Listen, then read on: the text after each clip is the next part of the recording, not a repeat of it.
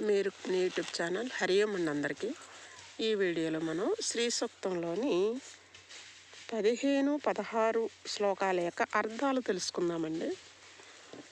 తాం ఆవహ జాతవేదో లక్ష్మీమనపగామిని యస్యాం హిరణ్యం ప్రభూతం గావో దాస్యోస్యాన్ విందేయం పురుషానహం యశ్చుసి ప్రయతో భూత్వా జుహుయాదాజ్యమన్వహం శ్రేయః పంచదశచ్చంచ శ్రీకామः సతతం జపేత్. జాతవేద అగ్నిదేవ యస్యాం ఎవరి వలన ప్రభూతం లెక్కకు మిక్కిలి హిరణ్యం బంగారం గావః గోవులు దాస్యః సేవకురాండ్లు అశ్వాన్ గుర్రాలు పురుషాన్ సేవకులు అహం నేను విందేయం పొందుతానో తాం ఆ లక్ష్మీదేవిని మే అనపగామిని నన్ను విడిచి వెళ్ళిపోకుండా ఆవహ కృప చూపాలి.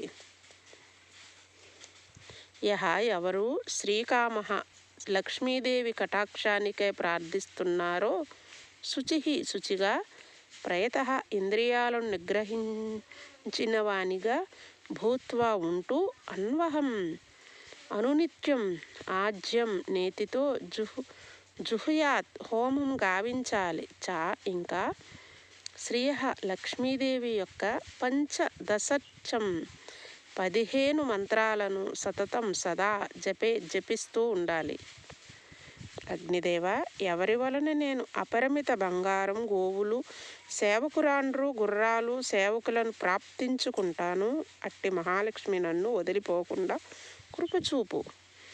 ఎవరు లక్ష్మీదేవి కృపా కటాక్షార్థం ప్రార్థిస్తున్నారో వారు శుచిగా ఇంద్రియాలు నిగ్రహించిన వారుగా ఉంటూ ప్రతిరోజు నీతితో హోమం చేయాలి.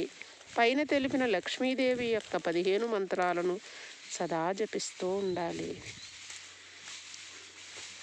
అందరూ కూడా ఈ వీడియోని శ్రద్ధగా వినండి. లైక్ చేయండి, షేర్ చేయండి, సబ్స్క్రైబ్ చేయండి. హరి ఓం అన్న అందరికీ.